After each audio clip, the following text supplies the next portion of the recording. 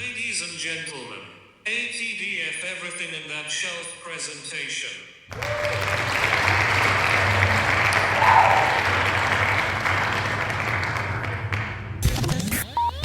You're now rocking with TDF everything. Spoiled rotten.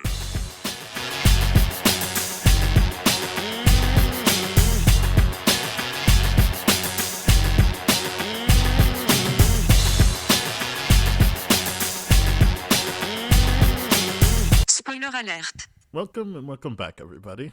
Hey. It's me, Daniel, And this is Ben on Spoiled Rotten. on that shelf. Boom. We're here to do Loki Season 2, Episode 3, 1893. All right, let's get into it. Well, it starts with Renslayer, so she's back. She had to take 2 episodes off, but she's back in the mix now. And she is in Chicago, not 1893, but 1868, so that she can meet up with Miss Minutes and hand off the TVA guy to a young Victor Timely. Great. So that happens. And I guess the information we get from Miss Minutes is this was the plan that He Who Remains put into action once he realized that the end was near for him. Yeah. So yeah, this is his contingency or backup plan, or his executor of his will, so to speak. Yes, I'm sure he looks at Miss Minutes like a employee, clearly, but I don't know. Yeah, we clearly see how she had in mind. Yeah. So yes,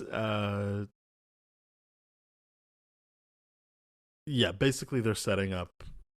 I don't even know if it's a con, but it is kind of like you understand that Renslayer is in on this because Miss Minutes has promised that this is like once everything's back and like He Who Remains is where he needs to be, they'll both have a seat next to him and in power. It's Which, basically again, isn't really her plan, but I can't tell if it changed along the way or if it never was her plan. For Renslayer or Minutes? No, for Miss Minutes. I think it's very clear what Renslayer's plan is. Yes, and then Miss Minutes is just like this is all you gotta do. This is literally the two things, and then everything is a need to know kind of basis, which I do like. It off at the exact moment that she needs. It's not like this can happen anytime. It has to happen at a very specific time. So that's important too. I mean, not really. Like, it's important that that's why they are where they are at that time, but it's not like it plays out in the rest of the episode. Really, it's just important that they couldn't give it to him earlier or later. It had to be this day, I'm assuming. Yeah, and that they pass it off to him.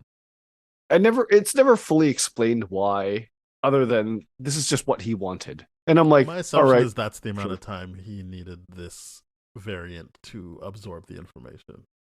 Yeah, be at the right place in his scientific knowledge, I suppose. Just in development. I don't think it matters with the scientific part. I think it's just more his cognitive abilities, his interests. I think it just needed to be this day, or else. Fair enough. Because it's time travel stuff, you can't just be like, that general time period. I think to appease fans, they need to be like, it needs to be this specific time. Otherwise, a second here, a second there, or a day here, a day there, and the outcome doesn't come to what he needs it to be. Well, I mean, and it does provide further evidence to the idea of like, there's no free will. Everything's been preordained already. I mean, that's clearly what the show seemed to always talk about it, but this season or this episode specifically is about free will. Yes. A lot comes down to that. Not to say that it hasn't shown up in other aspects of the show, but this episode really seemed to be focused on that in a good way for me.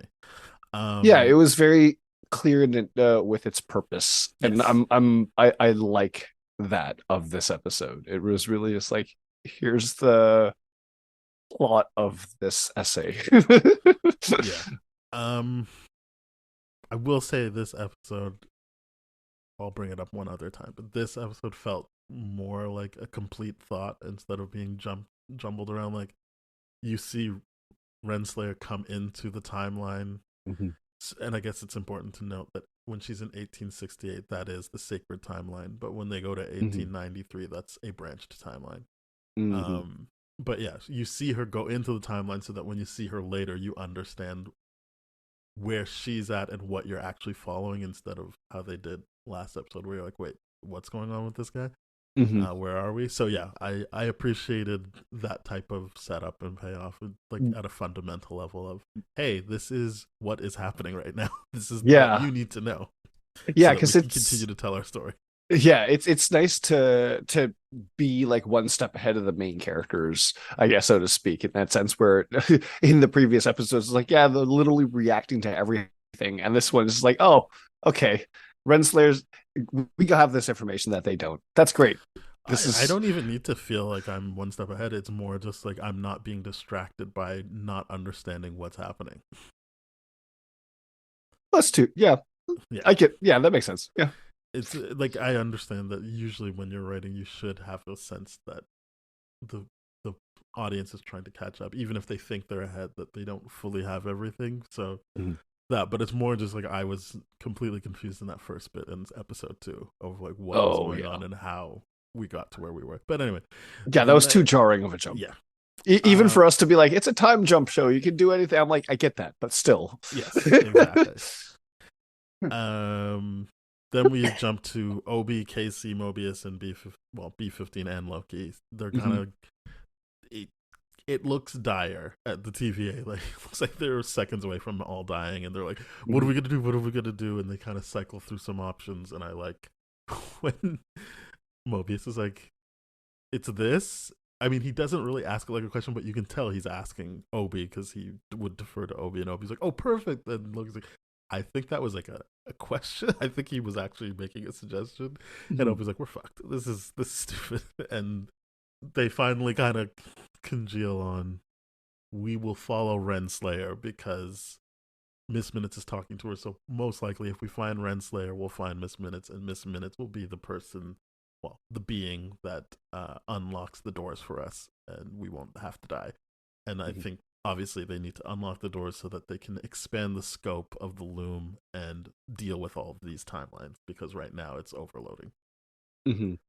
I do like these small little moments of like Obi's character where it's like, oh, okay, yeah, clear. Whatever he's bringing to the table, he's doing such a great job of it. Like where he takes everything literally at face value, like everything that's communicated to him, and he doesn't understand the context or the undertones or like sarcasm for that matter. And he's just like, it's such a great fun quality because it's at the bottom line, it's just like, oh yeah, because you've been isolated tinkering with machines for the past 4,000 years and having no social interaction with anything. It's hilarious. Yeah, so then this is where we see Loki and Mobius go to 1868 first, and they're like, okay, well, they were here, but now clearly not. This isn't where we need to be. And they have that cool shot of them going into 1893, but to a branch timeline as opposed to the sacred timeline. We know why they're doing it. So like that's what you're talking about, of being ahead of them, of being like, well, yeah, they went there to drop off the book and then went to 1893 when enough time had passed that they could figure this out. Or sorry, Victor Timely could figure this out. And they are at Chicago World Fair. I want to say really, really quickly, I do appreciate the fact that they're like, okay, we're looking around here. Nothing seems sus. We're just going to jump to another timeline real quick. It's just like them having that option of time jumping really does accelerate this whole kind of storytelling format in the sense, great, we're not looking all over the place forever. This is so good. There's no need to. And I feel like they hinted at that earlier in the season when Loki's like, she's not here. I can just feel it. Like it's not, I mean, I know they're not looking for Sylvie this time, but just I feel like they're showing off that these guys have a feel for it as well. They can go somewhere and be like, this isn't right. I don't think this is it. It ain't their first rodeo. Like I do like that. It's a lot of fun to be like, it's less jarring in this sense. Yeah, like we are good at this. Like we've got instincts that pay off for us. It's great. That's it. So they're kind of like, all right, where do we even start? But then they get the newspaper being like, obviously the newspaper doesn't know this, but it's like Miss Minutes was here. Like, okay, got it. Breadcrumb. Here we go. We probably are in the right place now. It's like that small little fun touch of the MIB National Inquisitor kind of thing, where it's like, yeah, no one else is reading this because this is trash tabloids, and they're like, hey, give that to me right away. I like that Valuable little touch. information. It's Yeah. great. Oh, yeah. I just liked this beat because I heard other people talking about the fact that Loki isn't really like into sweets and candies. Like his candy was grapes and nuts, as he said, from Asgard. So like last episode he wasn't really into the key lime pie, and this episode he's like, ugh, Cracker Jacks. And I looked at Mobius like, no, we need it to go. Like it's a high traffic area. It's only logical that we'd go check there. The fact that it's delicious is just a bonus. Like Yeah. And he's like, it tastes like ash. And he's like, no, come on, man. It's But I just like that beat of sure, Mobius, get your candies. I'm not into this part of the plan. yeah, and it's one of those things where I think Mobius says this later on. It's like, and when they're at the point of like walking around doing their sightseeing, and Loki's being like, I think you just want to sightsee at this point in time. And I like the line where he goes like, I really do forget that you're one of them, implying like he's a villain, that, that kind of stuff. It's this disconnect of what's happening, but no, we but can like get to the scene. We can get to the scene, but yeah, I like that we're seeing that whole like we're remembering too that this is not the Mobius and the Loki that knew each other. That he's much more established now, and I like the fact he's like, no, I'm this now from the previous episode, and carrying on with that kind of thing. He's much more. I don't think that's. I mean, we haven't got to that scene, but we can talk about. We haven't gotten to that scene for sure. I jumped there for sure because my ADD. But the idea of him being Loki, I'm liking this version of Loki more. I see his intention behind everything, and I'm like, yes, this is what we were lacking the first 2 episodes, I think, too, and it really helps.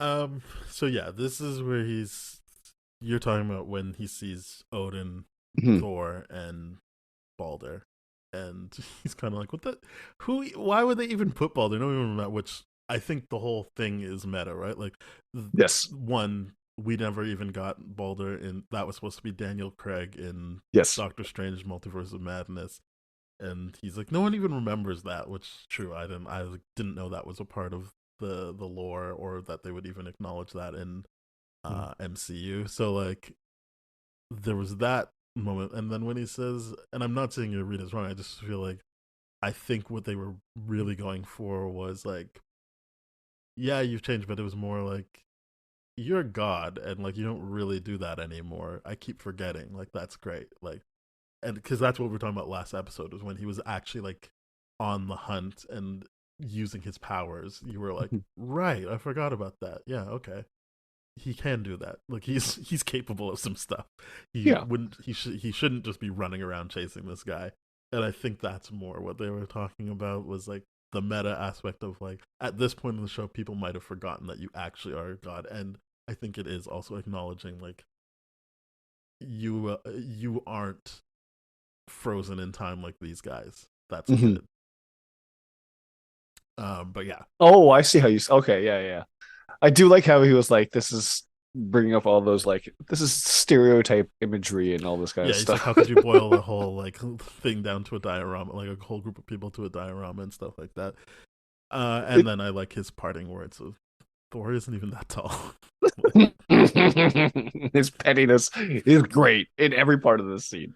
I mean, I understand it to be kind of, it would be, I think that's weird, because I think that like, yeah, like I've never heard of Balder until the MCU, like, or like those rumors. Like, I didn't know about him. I knew about Loki, and I'm not talking about the character, I'm talking about Norse gods. Like, I knew about Loki and Thor and Odin since I was in like grade 1. Like, so I would also look at that and be like, so not Loki? Like, what are we doing here? The funny thing is, okay, so I did know of Balder, and because I knew a little bit more about Norse mythology, because I was like, oh, this is cool, I'm gonna take a look into it. So I'm like, I knew of Balder. I'm like, yeah, people do celebrate him. I'm like, it is funny that they would overlook Loki in all of this. It's just like, yeah, it is. And that's the thing with Balder, is like, he's an extremely mid person, but people love him. because he's pretty and all this kind of stuff, and they celebrate it. And I'm like, that's hilarious to me Yeah. because Loki's not even represented. His pettiness really shines through in this scene. It's such a nice touch. Um. So what happens next? Yeah, they get the very obvious clue of Victor Timely's temporal marvels. It's going to be in the German beer hall, so that's where all of our kind of, well, everyone but Sylvie's, our main players kind of all congregate here in this German beer hall and watch the Victor Timely presentation, which I will admit bored me, so I didn't really pay attention. Like, I understand that they probably were giving some great details and hints to things to come, but I was just like, I'm not into this conversation. You mean the whole like thing where he's talking about the temporal loom in his Man, it's presentation like there? I don't care. Yeah, it I'm not was. even saying it's poorly done. I just was like, I absolutely do not care. Like, this will get sorted out later. And especially in Well, a season where they don't have problems just jumping around, I was like, I don't know why I need to watch all of this. Like, mm-hmm. seems like we could have done some highlights I, of this conversation or this I speech. I get what you're saying. It's just one of those things where I'm like, it's more of look what Jonathan Majors did for acting, more so than Yeah, anything else, in my opinion. Because you're right, at this point in the series or season, I should say, I'm like, that's a thing that's only going to get you to the next thing before you can get to the next thing after that. Like that's what we know as an audience, which is why I'm like, yeah, I can tune out from this and just be like, yeah, this is Jonathan Majors acting. That's all this yeah, is. And I can yeah. accept that for what it is because it was fun. But I don't think I'm gonna I pay was attention happy to that it. he Like, could have a good time with it. It seems like yeah, he's having a good time with it. it did Um, seem like that. and yeah, this is obviously the scene from Ant-Man Quantum Mania. Mm-hmm. Like, I don't remember if it was post or mid, but it's one of the credit scenes. Um, Mm-hmm. and so yeah, everyone who's seen that movie knows this is where uh Mobius is kind of like, what? You thought you made him seem scary? It's this guy? I don't know. Like, this isn't a problem. Yeah. But ultimately, what we get to is, yes, he describes the temporal loom, but the big thing is Mobius is like, we're taking him back to the TVA. This is even better than trying to convince Miss Minutes to help us. We can just use his temporal aura. Great. Yeah. And Loki's like, no, I don't think that's a good idea. I think it's actually a terrible idea because now we're taking a He Who Remains variant into the TVA. Mobius is like, that's a later problem. We can I figure that out later. I do like how he does say that right away. It's like, yeah, but it felt funny to me because it felt like a Han Solo moment in like episode 7 with Finn, where it's like, I know we'll use the Force. It's like that's not how this works. It felt exactly like that to me, where but to the idea of like, I don't know if that's how temporal auras work or how much we know about it, but it's just a funny thing of like, yeah, we're gonna bring him back to the TVA. I think for the purposes of the show, it only makes sense to assume that he's doesn't have any reason to think it won't work. Mm-hmm. I think that's why they would say something like temporal aura instead of like we need his eye scan or something. Like, if I'm assuming the idea is if it's a variant, then they all have the same temporal aura. It's just the other stuff that are the details that would change. Mm-hmm. So I'm assuming that that's the thing, and that if I think it's too much of a complication if you have to call that into question as well as the other like philosophical stuff they're trying to pull into question Mm-hmm. when they're doing this. So I'm pretty sure. I guess that's why I didn't feel it was like the Finn thing because I was just like, I think what he's saying is let's cross that bridge when we get to it. Right now we have a solve for the most immediate problem. Mm-hmm. Because I'm in honesty, I'm not all convinced that He Who Remains hasn't prepared like some sort of safeguard as like, no, he needs this. But I mean, if it is the aura and that is the originator and that's a closed loop that he created, that I'm like, okay, well, or just a repeating loop like the OB kind of loop of putting the TVA book there at that point in time for his life, then I'm like, okay, that's pretty clever. I'm liking it. I'm liking all of it. Yeah. So this is, I mean, you also get a sense after the presentation that he's Victor Townley is kind of like a Wizard of Oz type character where he just kind of slimes his way through life. Yeah, he swindles everyone he meets. yeah. He's a con I don't want man. to say he's innocent, but he does seem pleasant. Like it doesn't feel. I think that's what I was talking about last. Was it feels more mischievous than it does mean spirited, or because he's just trying to survive, like make money. And it's not like he's got a mansion somewhere and he's like, and now I need more money. It just looks like, yeah, I need the capital to go into like my scientific plans. Like to me, it seemed like it didn't. All this guy was motivated by, I was like, I need to continue to get closer and closer to this TVA image and vision and all this kind of stuff. So he's going to justify everything to it. So yes, that looks like swindling to a degree, but I do like that he's like basically providing ongoing tech support for the pants. Yeah, he's like, I'll come back next week. So, and that's great. I'm like, okay, he's not, completely whatever, but he's definitely like petering or what is it, breadcrumbing them out, so to speak. Yeah. Oh yeah. It's hilarious. Oh wait, I skipped a part. This is a very important part. Basically, you see him talking to everyone, and the first guy who offers him money is like, "This will be a partnership," and that's when you see the turn. Like you're like, "Oh, this guy isn't that pleasant." Like that truly pissed him off. There's something there, and he's like, "I don't do partners." So goodbye. I mean, that is the guy that ends up paying him the $1,000 for it, but it is like initially he's like not into it if you're talking about a partnership. No, right.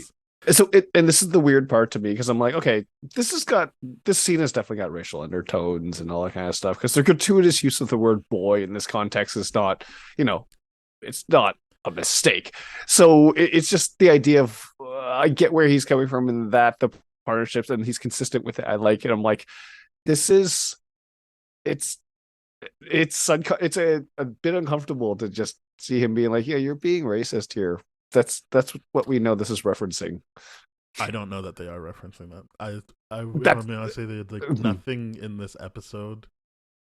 I know what you're talking about, but what I'm saying is you always have to look at who's making it, right? So like when we were talking about Secret Invasion, that was a black man writing. Yes. That. So that makes sense. When we were talking about Shang-Chi and the stuff, like subtle stuff in there, that was a Chinese American person writing that. When we were talking about Falcon and Winter Soldier, that's a black person writing that. This is all white people. So I don't. Yes. I think they can. Maybe nothing about this episode felt like it was coming from anyone who was engaging in that. No, that's why I bring it up because it felt clumsy. What? I think I stand by what I'm saying. I don't think that's what they were trying to get at. I think they were not at all interested in engaging in that. Fair. I think this was all just, we've got the actors. It's kind of like the Gravik thing of like, these are the actors who are in this scene. This race isn't actually playing into any of the motivators here. Well, yeah, I mean, they're definitely displaying that with Runslayer in her outfit. The way and all people that. can just move freely in that without any tension at all. Like nothing was there to me. Everything was just like, oh, this is just colorblind casting. No, and that's I get that, and that's why I'm like, this is uncomfortable because it felt like it was a reference to the racial undertones and all that kind of stuff. But then again, it's like there's the other stuff that's contrasting it, which is why I'm like, okay, I did want to talk about it because I'm like, this felt inconsistently handled, which makes now a lot more sense that you're like, oh yeah, it's a cast of white writers. I'm like, yeah, that seems about right. Well, what I mean is the names attached to this, right? I mean, as we found out, they didn't really have writer rooms as such for the. I think, I said it was the most TV-like show was She-Hulk. That actually had a writer's room. They even featured the writer's room in that show. But I think for the rest of this, they were just doing it like a movie. Like there's a writer, maybe other people add stuff, but there's going to be one credited writer, and then the directors. Like, and they weren't really working that way. And in this, I don't know, I don't think it's a white director, but it's a white writer who's credited. And so I don't think it was factored in that way. I think too much of the episode is showing you there's other black people around without ever having any tension about it. I think that boy thing was a very clear thing that we can catch on to, but I don't think this episode was at all trying to engage in that kind of conversation. And that's what I'm highlighting. It's just it felt uncomfortable because of the scenario they've created, which is like, great, cool, this is your world. We're just riding in it. But the idea that I'm like, okay, now that you're gonna uncomfortably do this, at least to me, I'm like, yeah, it felt like one of those things where it's like, let's highlight this and then not really look at it. And that's why I bring that up, because I'm like, it felt weird that they would do that. Well, I don't know. We'll see. Maybe it'll come up in the making of documentaries they do. White people handling race issues. As I said, I don't think they were. Fumbled the play. Fumbled the play. That's all I wanted to get to. It's like the fumbled the play. Yeah, I think that's just more poor word choice on their part and less them trying to do something and missing. But yeah, that's the partners thing, which obviously will come up later. But while that's happening, Ravonna tries to talk to him, but then Mobius and Loki show up, and it looks like they're kind of pulling at him in every direction, but he has to move because that's the pants guy shows up first, and then the other guy being like, you sold me like bullshit, I'm coming for you. That's where he tries to make a run for it, and they get on the Ferris wheel. This is great. He's on the world's first Ferris wheel, by the way. It looked cool, I have to say. It looked better than any other Ferris wheel that I've ever seen. It's 100%. Just like, whoa! But at the same time, I'm like, it is a branched timeline, so I guess you're supposed to understand that, like, it's not really what they're saying happened in the past. It's just a timeline that's been altered. Yes, and I'm just highlighting. But I liked the Ferris wheel. I thought it was cool. It was a cool Ferris wheel. I'm like, I get why there would be a fair for this. I'm like, that's cool. So while that's happening, B-15 calls Mobius, and he kind of cuts her off to be like, oh, we've got something better than Miss Minutes. We've got a He Who Remains variant. And she's like, okay, well, that might be a problem because, and then Sylvie shows up. Yeah. And I'm kind of like, at this point, I'm assuming she's hunting them, right? Yeah, or no? I don't think or following they gave a clear answer. They because she shows up and you're like, oh shit, and then Ravonna's like, great, she followed you, and Mobius like, well, did you ever consider she's following you? And I don't know why, but I just assume she is following Mobius and Loki because they talked to her last, and she's probably most annoyed with them. But I get the sense that she's monitoring them. Clear answer. I think even her speech gives room for Ravonna to be, or for Mobius to be right as well, which is, yes, you guys are fucking around with stuff you shouldn't be fucking around with. Stop this now. But I also, to the point I said earlier, this is also the scene I would have wanted to seen before that awkward McDonald's exchange. I feel like this scene is. So I get that people can be like, yeah, they had a fight in the first season as well, but this time it's a fight where Loki is actually, without saying it, going back on what he told her in the first season. In the first season, he's like, I just care about your happiness. But in this, he's like, no, I am picking TVA over you in this situation. I'm not going to let you have what you want. So the way she was acting with him in the second episode makes sense if this happened before that. Like, if she was like, oh, you're here, and I already know that what you said in season 1 is bullshit because of that exchange we had. That's all I'll say on it. But this made sense. I know it's not. I know it didn't happen before. But if I saw this before the McDonald's scene, I would be like, oh, that makes sense that she's acting this way because she already knows he's full of shit and has experienced it. Yeah. I do agree with you there. This is what they're pushing for, and I like it. That it's like, do you care about anything but the TVA? Because it seems like you only care about the TVA. And he doesn't have an answer for her on that one. No, because he can't answer it because he's in and I love the visuals of it because I'm like, you're in TVA uniform the first time she asked that. It's like, whose side are you on? Well, it's very clear, bud. And so she says stopping that place from being destroyed and working to fix it are two very, very different things, and working with a He Who Remains variant isn't going to get you either. So again, just like, you're not your words aren't matching your actions here, buddy. So what is it you're Correct. actually up to? And that's why I'm saying all of this makes sense if it happens before that McDonald's or something like this, because of the way she's shooting. But I like that they finally got to it, which is when the McDonald's thing happened, I was like, well, he already said he loves her and he cares about it. But this is showing not that much, though, clearly. Yeah. He is clearly always going to pick the TVA over her when it comes to this, her mission of getting rid of all the He Who Remains and trying to preserve free will. Yeah, because the previous scene was just like, oh, it's been an uncomfortable amount of time. And then it didn't amount to the level of tension that actually was there versus, you're right, it had this happened and, oh, there was like a huge conflict. And it was because you're not metaphorically or emotionally abandoning her, because the behaviors are very, very clear of like, no, I'm siding with this. And I say, I'm providing you with the words that I only care about this. And that's why it's just a dirty lie. It's the least good mischief thing that he does. Yeah. And so then she's basically like, do you think I'm happy that I have to kill this guy? Because I'm not. And it's actually your fault, you and the TVA, for giving him the guidebook and weaponizing him. He wasn't on that path. And now you've put him on the path of destroying free will for everyone. Which, again, I like the stuff that this episode is getting at. And I don't think it's a coincidence that I like this episode, and it's the one that brings Sylvie and Renslayer into the fold a lot more strongly. Yes, because I've always thought these were the two people who should be leading the show.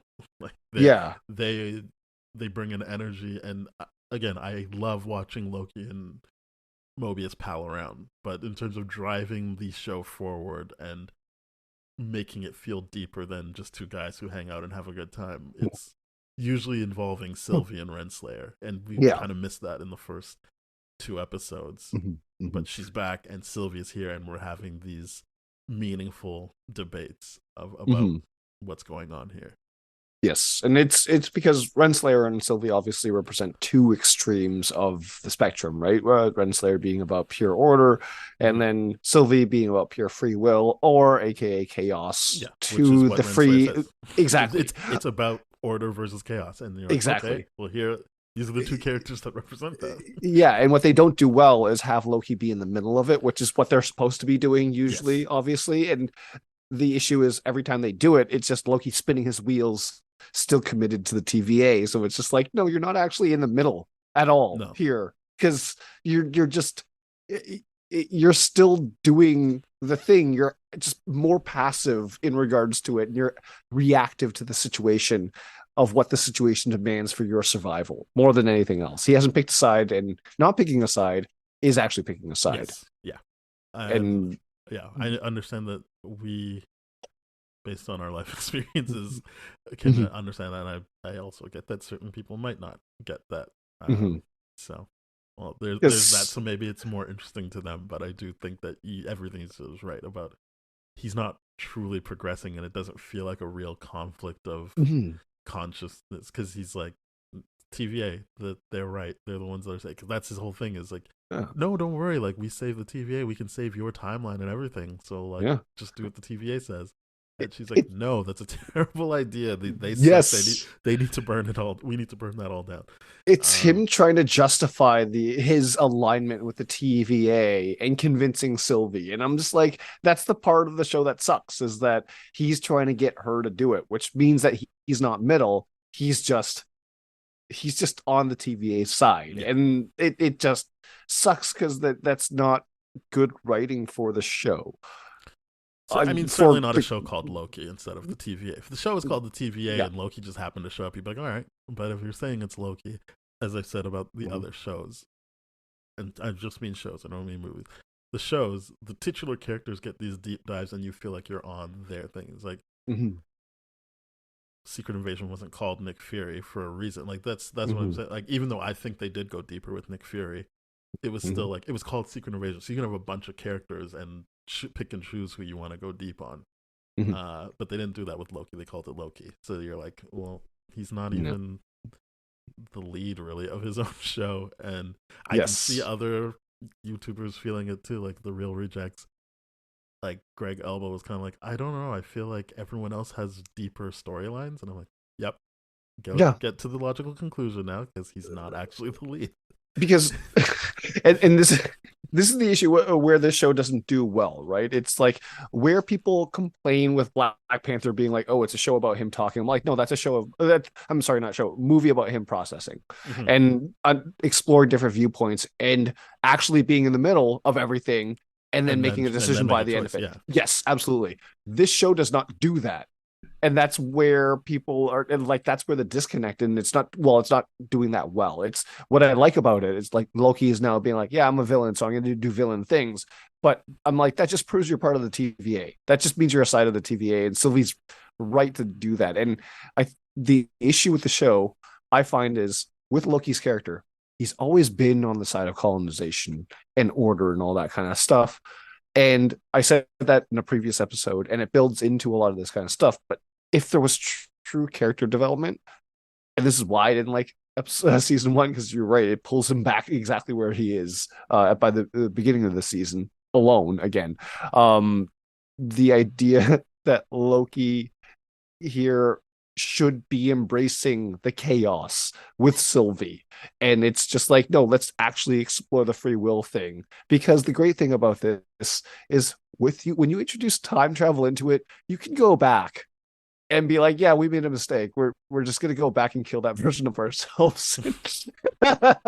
We'll improve that timeline and we'll clean up our own mess. It's like, that's what's great about it. So I think the show needs to be exploring more of the chaos angle, and I don't like that Loki's just assisting Renslayer's team, basically. Well, I mean, he's not on Renslayer's team, but he is assisting the TVA. And Renslayer, that's Renslayer's what I mean. Actually, well, no, she's actually said she's apart from that. She's saying, I'm not a part of that. She tells Mobius, we don't work together. I'm not part of that. She's on her own thing now. Well, yeah, again, I mean, she's her using a more interesting character that she's like, yes, in this episode and in general, she's like, I know you want the same thing as I do, but you don't want what I actually want. So no, we're not working together. Even if it helps me get forward, I would rather not work with you because you're the enemy, and I'm gonna do my own thing. Even though, Victor says it later, like, you guys want the same thing though, and she's like, no, I'm not working with them. So yes, she wants to use them as a tool to get what she wants. No, she doesn't want to use them. She's got the TVA. No, she's not working with them. No, in this situation, I mean, yes, she is. She's not working with the TVA at all. She needs to at least interact with or know how to control TVA through the plan that she's got. If Victor Timely's in this, gonna have to build the TVA. Either way, it's just like, if we're voting, Renslayer and Loki are voting the same vote, is what I'm saying. They're on the same side in that sense, I feel. No, they're not. Really? They're not. Okay. No. They're not. Because what he's doing is trying to preserve, she's trying to recreate. They're not doing the same thing. They need Victor Timely to do stuff for them, and ostensibly it would be the same thing. But it's kind of what Sylvie was talking about, like, there's the rebuild and then there's the preserve. They're not the same thing, and that's the trap you just fell into, is thinking that they are the same thing. Fair enough. But yeah, so they force blast, or whatever, not force blast, they green smoke each other. They come to a head, and then Miss Minutes creates a diversion. She does her ghost clock boo thing. And I like how this scene does remind us that she has the ability to interact with physical things by tearing down signs and creating dust and all that kind of stuff. I'm like, and it's because that was such a good questioning of like, what is Miss Minutes? And I'm like, no, it's just more and more clear now. It's great. Yes, and then that gives Renslayer the opportunity to run off with Victor Timely. Yep. While Sylvie chases at, well, I guess she wouldn't really have to chase because she should just use her time pad, but she goes away for a bit, and we can just assume she pursued on foot. And Loki and Mobius go on bike. So that's great. That is great, by the way, the double bike thing. It's so good. It's like, absolutely not. I'm like, please let me see them Yeah. on it. And I'm so glad they did. It was, yes, they did everything I wanted to there. So Victor takes them to a spot, not his spot, because apparently his spot's in Wisconsin, but he takes them to a spot where he's got some stuff, and he's like, all right, I think it's time for you guys to explain what is happening right now. So Renslayer and Miss Minutes explain. Well, that's good. But I do like that Miss Minutes shows the first sign of being like, it seems like you're getting a bit too close to Renslayer. So let me put her down for a second and be like, before she came into the picture, it was you and me. You made me first, so the jealousy is great. I So, love the jealousy here. Yeah. The love triangle that's developing immediately is great. I'm like, yes. Yeah, that was some good stuff. And then Miss Minutes and Renslayer make sure to point out what I was talking about earlier, which is it looks like we want the same thing, but we don't, and you can't trust them in trying to plant that seed of Loki's a flip flopper. You don't listen to him because they said what they need to have happen, and he's like, yeah, that's what the wizard guy said. So why don't we just work with them? And they're like, no, that can't happen. So don't trust them. They're flip floppers. I like that. I like the collective trying to get Victor through this whole episode. It's just trying to convince him to do either Renslayer's plan or Miss Minutes' plan or Loki and Mobius's plan. It's just like that shifting of this character is really great in this episode. Yeah, I find that's what's most interesting about Victor Timely, because as I said, he's not innocent. You know that he knows how to take advantage of a situation, but he is, I guess, ignorant in this sense, so he doesn't really know how to play the situation. So he is being guided, which makes him different from the Kang we saw in Quantumania and He Who Remains, who were so sure of what they were doing, and he's kind of like, well, so wait, what are we doing here? And it's just he doesn't know what the play is because there's too many moving pieces at the moment. Yeah, I think it makes it interesting that they've got like 3 different versions of ostensibly the same character, but like they're able to make them distinct enough. And I've there's the looming stuff of Jonathan Majors, so I'm not trying to say this as like, and so he's a good guy when I'm really happy. It's just more, I guess, comes down to writing mixed with performance of a good. There's been a good marriage of writing and performance here. He's doing some great stuff because it's like this is one of those reasons why he's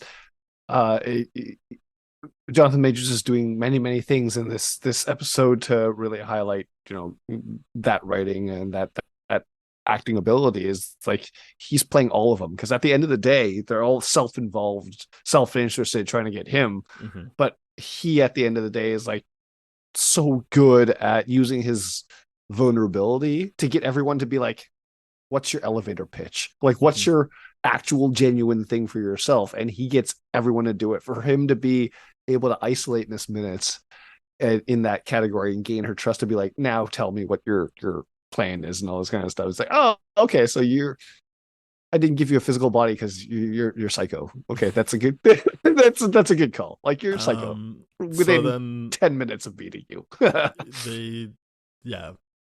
They're on the boat at this point going to Wisconsin, and he's like, he talks about when he got the guidebook, and Ravona's like, perfect, I'm in. And she's like, I'm the one that brought it to you. And again, Miss Minutes can't abide, so she's like, no, you brought it to him like a mailman brings the mail. Like, this is we all know whose plan this is here. Like, and I know she's saying He Who Remains, not herself, but it's still like easy with the I brought it to you, sister. Yeah, you're overselling yourself in this situation. You were just a mail carrier. Yeah. And I loved that Miss Minutes was like, no, I'm gonna cut you down. You're an execute. You're carrying out his plan. He's the smart guy. And then we learn that Victor sees this as a correspondence with Ouroboros Obi, which I guess people saying that we already mentioned this, I think, in the first episode, that people think he might be evil, and maybe he had his mind wiped or whatever, but that he's not ultimately a good guy. And I was like, this makes it feel that way too, just the way the music played and his picture as Victor Timely was like, oh, this is a correspondence with the great Ouroboros. I was like, oh, it doesn't seem so fun loving and smart. Now it does seem like kind of like I guess we should watch out for that, but we'll see where that goes. I don't know that they have the time to pull that off, even with 3 episodes left. Yeah, I don't think. I really hope that that's not where they're going with Obi's character. Like, I don't know where they're going with Obi's character, but I really hope he's not evil, because if at this point he's not, if he is evil, then I'm like, he's really not doing. Well, they're not doing I think any. People are saying because he had his mind wiped, he doesn't know his that he's evil. Extent. So then, like, as in like the same way Mobius doesn't fully understand what his place is there, that Obi doesn't fully understand what his place is there. Right, but I feel like there's good evidence in the show saying that Obi's mind wasn't wiped, and that people didn't know and all that kind of stuff. I'm just saying that is stuff that's out there. That's fair. I'm on the other side of that. I just don't agree with that. I think he's just this is how I see it. I feel like this is the idea of like Obi and Kang basically being polar opposites in that exact same sense, where Obi's job is just to support, just to actually be that like overall figure that supports everything with that level of power, versus Kang's like, no, I'm going to conquer and I'm going to assume and I'm going to, gather all that kind of stuff. Right. So at the end of it, I'm just like, okay, is the idea here to get Obi to lead the TVA? And like, what's going on here? But maybe that could be it. He takes on a more significant role, but it's just, that was one of my thoughts, is like, okay, he can't possibly be evil. And the people that think he is, I feel like, are projecting, and maybe I might be projecting too, but I just don't think there's any evidence that he's actually selfish or anything like that. I think people take too much advantage of him, and he's like, okay, yeah, and he's too innocent for that, I feel. But again, that might just be me projecting. Even in episode 2, this isn't me saying that people are right to say he's a villain. They can say whatever. I would push back on he's taken advantage of, because we saw that he knows how to prioritize. When they came to him being like, hey, help us with this, he's like, do you see that as more of a priority as this? He isn't mean about it. He made it feel like it was their decision, but he got what he needed out of that situation. Right, and then that's what... No, you're going to go do that on your own. Here you go. Here's the guidebook. Bye. Sure. And that's the thing, is I want to see more of what happens with Obi's character right now, because as far as I'm concerned, it just feels like Jonathan Majors is projecting that relationship of like, I worship this person onto the based on just the picture and the book drop and all this kind of stuff. Like, he's definitely dismissing his own plan and the idea and the fact that he heard that, oh, this is my own plan put into play. At that point, he should know, like, okay, this guy is a product of my plan. Then he must know that. He must think that. And I'm like, that's why I don't think Obi can be anything other than just kind of like the weapon building dwarf that Peter Dinklage played. He's maybe a neutral. That's how I feel. We'll see. Or maybe we won't. Maybe they'll be like, oh, what happens in season 3? You're probably right there. This is where the Renslayer makes the mistake of being like, oh, I'm feeling optimistic about this partnership. And she then makes the second mistake of falling asleep in front of him, and then he puts her in a dinghy and she's out. She's gone out to sea. Got a wave to her. Miss Minutes gets what she wants. I love the shot of Miss Minutes smile after she says partnership, and you're like, yeah, Miss Minutes knows what's up now. Yeah. She's like, oh, you done fucked up. Oh, she knew it. I like it. Dug your own grave. Perfect. Yeah. It's good stuff. That pull away. Yeah. And that's where I'm a little bit confused, because I'm like, Renslayer, I don't know why you use that word, because you heard in the previous scene that he doesn't do the partners. That happened right in front of you. She wasn't there for that. She's in the room. She was. She's not there. Oh well, Like I don't. okay. It's a I guess crowded that's room my too. Like she yeah. didn't hear that. Damn it. Oh well. Either way, but we do know that that is something that Miss Minutes is maliciously Yeah, Miss information that she's Minutes knows withholding. that. Yeah, That's she that's knows why I don't everything. think she like actually likes him. She's just trying to make it like, oh, like I'm your little love thing. Don't worry. Like Yeah. as opposed to what she wants, what Renslayer wants, like a partnership. Like okay, I will be next. I will be there, Yep. working with the most powerful person. But yeah, I because it was shot so darkly, I was like, what just happened? But I'm like, oh, she fell asleep, and then it cut to her. Clearly, he put her in the boat and then Yep. dropped it. So then, yes, this is where we get to the scene you are talking about, which is Miss Minutes makes her play. Miss Minutes is like basically like, just reminding you, you made me first, and I was just there to play chess with you, but then it evolved, and I evolved, and you gave me free will. And the only thing you didn't give me was the ability to have a body, so I could be. And he's like, "Nah, I'm done with this. Goodbye." And Renslayer shows up again, and I guess this is where everyone comes back again. This is but this is the scene where they all converge. Yeah, they all converge now. First, Mobius and Loki show up, then Sylvie, and she knocks everyone out. She's going to kill Victor, and this is the scene I like the most because I don't know if it's conscious or unconsciously. Sylvie realizes like, oh, I'm the TVA now. Because Victor's being like, you don't know what I'm going to do. You don't know what's in my heart. You're just basing this off of I'm a variant, and obviously he doesn't know what happened to her, but that would resonate with her of being like, oh, they were hunting me down this whole time, no matter what I did. And so I like that that's the decision that she makes, which is like, if I'm sticking to my guns about this is all about free will, I can't kill this person. Like I gotta let him go. And I thought that was very strong. I thought that was a good way to resolve that, which was like, let her see the fault in her logic, or not even logic, but just the fault in her ways, and resort back to her logic of like, this is ultimately so people can just be left alone and do what they want to do. You can't become the police. Right, I can't police that.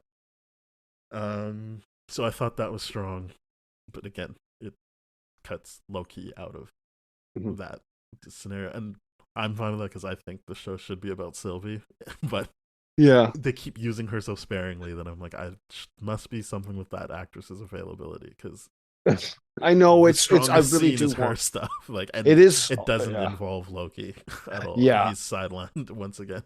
Well, that's because if there's any actual ethical or moral debate between their actual stance, it's with her. It's always going to be with her, because no matter what, as she sees more pain developing, as she sees more whatever, she's going to side more and more with the side of order and all that kind of stuff. And it's just it's just that idea of she's recognizing that, and then how it actually pains her to not kill him is just, that's good writing. And it's all with her. You're absolutely right. The other way, it pains her to kill. That's what she was saying earlier. Is that it's an issue for her that she has to kill.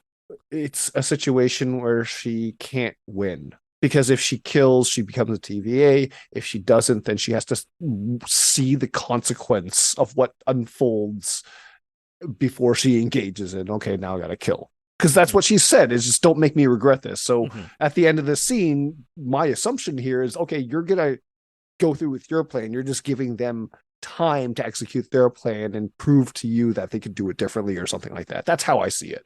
But I don't see it that way. Because then you're saying she's just like, Loki's winning her over, which if she is, I think that's bad. I think what is happening is what I stated up top, which is she understands that her fight is for free will. So if someone's standing there in front of her being like, what you're doing is determining my future already, then she has to be like, okay, then I have to let you go, because this is about free will.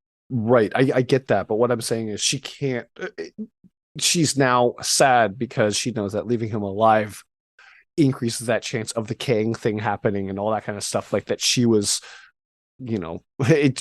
she's reckoning with both sides of like, okay, if I'm acting like this, I'm morally acting like the way I'm supposed to, but she's I like the depth of complexity within this scene for her. She does it so well, and she can't win either way because she's now in a constant state of anxiety and fear. Mm, She I don't. that's Yeah, I mean, she said it because in episode 2, right there. He's like, "Well, what if more comes? Like, then I'll kill them." So I don't think there's an anxiety. I think her thing right. is like, "This is for free will, so Yes, go but ahead, I don't mean, fuck this chance up that I'm giving right. you." And But then you get, go back to the previous scenes before where Sylvie and Renslayer were interacting, where like Sylvie says this one line, I love this, where she's like, "I've dreamt of killing you a million different oh, that ways." hasn't happened Each yet. that hasn't happened yet. No, that happens after. Damn it! I am just always time jump shows are confusing. Just take some notes, man. Damn it! I have to, yeah, the time jump notes. Either way, but it's she does the most in this. She does the most acting. You're right. Everything that she does, she gets the most to sign and move actually the needle. Mm-hmm. It's she. You're I right. think It should be called Sylvie. I think what you were getting at, or I'm hoping you're getting at, is she understood in that moment that like it doesn't really make sense to be like, oh, this person who's telling me that they can make their own choices and that nothing is predetermined for them Mm-hmm. can go off and do what he wants. So that's what he's going to do. That's what he's going to do, and I Mm-hmm. don't have a say in that.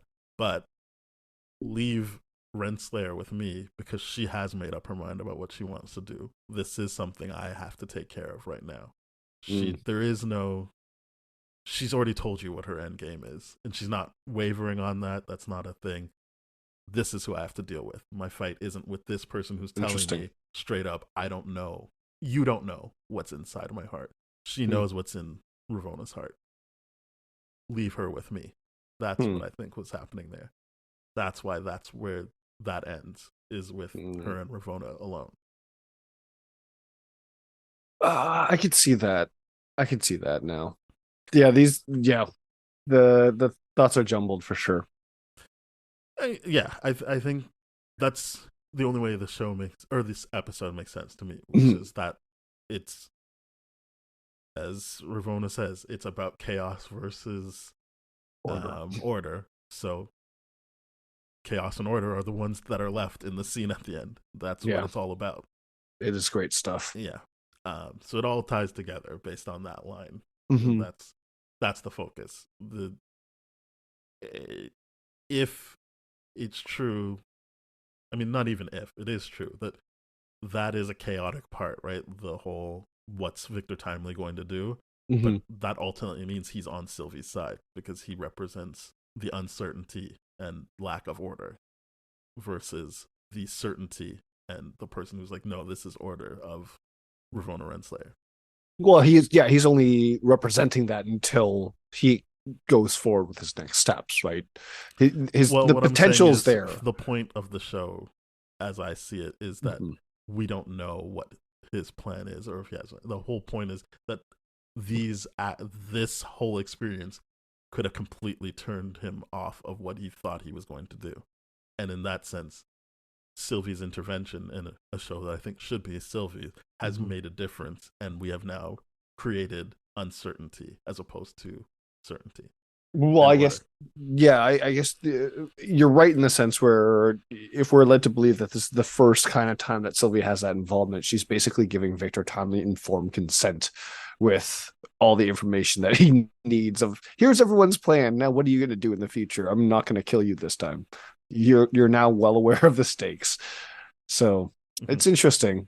Yeah. But I have a feeling like it's not going to work well for her character and her decision. But I guess what I'm saying is, I don't see her as someone who's trying to police people. So in that sense, it's irrelevant what he does next. The point is that she stuck to her guns and gave him the opportunity to have the free will that she wants to do what he needs to do. It would only be an issue if that was like Loki making that choice, because Loki has decided, I'm actually trying to create order out of all of this, and so if I give him the space to do this and it mess up, it's on me. Whereas for Sylvie, it should just be, okay, you're saying that you have a different path, and I shouldn't be the one getting in the way of that. Mm-hmm. No, I get that, and it's one of those things where I'm like, and he's only got that potential until he makes his next move, and that's what I'm hanging on for desperately, obviously. But where Sylvie and Renslayer are at left in this scene is really, really great too. But yeah, I can definitely see where you're coming from and where they're moving. Yeah. So yeah, then is the speech you're talking about I've killed you how many ever times, and it's more brutal every time. Every subsequent time, and she butts her with the sword. And I like that again.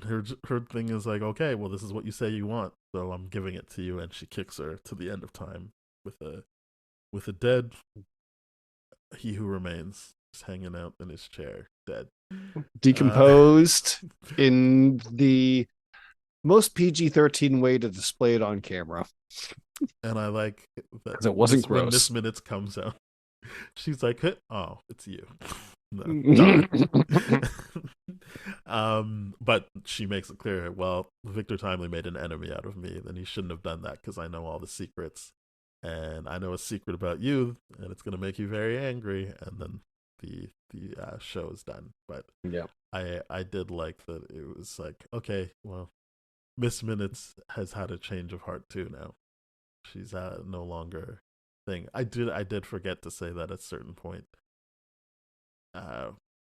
Renslayer makes it clear, I'm not loyal to you, Victor. I'm loyal to He Who Remains, so I'm in charge moving forward. And yep. I'm not gonna play it like Miss Minutes and defer to you. Like, you're gonna listen to me, but obviously Sylvie, Loki, and Mobius break that up. But I thought that was another great scene, and I was like, yeah, I wish there was more of her in the show, because again, she's giving this scene such a great energy. And you know, in an episode that I thought in that middle section where he's doing his presentations kind of felt a bit lethargic, I was like, okay, good, we're back to the right pace here. Yeah. And what I do like about that, and the small little thing of like, oh great, Victor Timely had the early prototypes of the pruning stick and all that kind of stuff. I thought that was pretty cool. But I like her admission here of like, no, I just want the power for myself, because throughout this whole episode, I'm like, I know where her character is going. It's like, I want to be adjacent to power so that I can control the power, or at least get what I want out of it. And now by the end of the episode, she's just plain out saying like, no, screw you. I'm just gonna be pure honest about this, which is like, yeah, that's what people want when they're like, I want to be VP, I want to be second in command, and all this kind of stuff. Is you just need to, like, it's just a very clear admission, you just want that power for yourself, but you can't get it. And I like the fact that she's like, no, I'm actually just gonna get it now, because it's just way more consistent with the character. Yeah, some good stuff in this episode. I thoroughly enjoyed it. Well, that's episode 3, 1893. We'll be back for episode 4 at some point, and that'll be good. Or it won't. I don't know. The episode will be good of us talking. I don't know if the episode 4 will be good, but we'll be talking about it. And if you want to hear other cool podcasts, go to thatshelf.com, because we are part of that pod. I shouldn't have tried to do this backwards. We're part of the That Shelf Podcast Network with other great shows like Back Gate Movies, Contra Zoom Pod, Springfield Googleplex. So please go to thatshelf.com. You'll find those shows, our show, and more shows. And if you want to hear older episodes of our show, you can go to tdfeverything.com/spoiledrotten, or go on all the different podcast platforms that you use. Rate, review, subscribe, follow, share with your friends, and all that good stuff. And if you want to get in touch with us, you can email spoiledpodcast@gmail.com. And if you want to get in touch with us on social media, we are at TDFSpoiled on Twitter, Threads, and Instagram. Thank you very much for listening, and we will be back. Bye-bye. Cheers.